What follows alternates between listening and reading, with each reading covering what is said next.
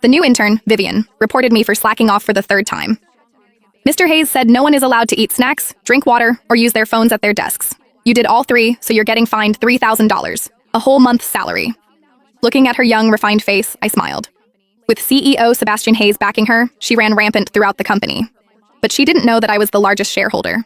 What right did she have to report me? My name is Laura, and I'm 38 years old. 10 years ago, I founded this interior design company. Now I've stepped back from the front lines, handing daily management over to CEO Sebastian Hayes, whom I personally promoted. Sebastian was the successor I had the most faith in. Now I just kept a desk for myself in a corner of the office with flexible work hours. My colleagues only thought I was some powerless old-timer. Until half a month ago, when Vivian appeared. She was personally escorted into the design department by Sebastian. This is Vivian, an honors graduate from an Ivy League school. She'll be joining our design department from now on. Everyone, please help her get up to speed. Sebastian's tone was full of admiration. Vivian smiled as she greeted everyone, her gaze sweeping across the entire office. When it finally landed on me, her eyes held scrutiny and contempt. But from her very first day, she didn't act like an intern at all. She complained the company-issued computer was outdated and demanded the latest model.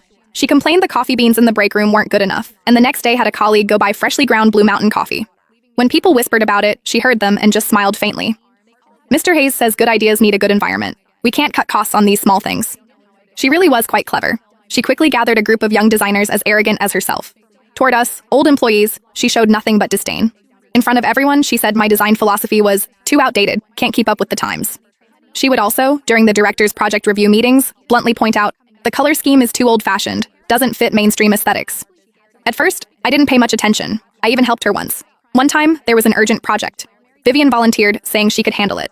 But with only an hour left before the deadline, she'd only finished half. She was nearly in tears.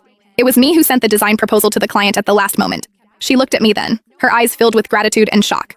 I thought that after this incident, she would at least change her attitude somewhat. I was wrong. The next day, I overheard her conversation with someone else. That Laura is nothing special, just has a bit more experience, that's all. The other person chimed in. Exactly. I heard she's just an old employee coasting by, relies on her seniority and slacks off at work all day. Vivian laughed lightly, her tone full of superiority. Don't worry, the company won't keep supporting deadweight like that forever. Mr. Hayes said the future belongs to us young people. Those who can't keep up with the company's development will be eliminated sooner or later.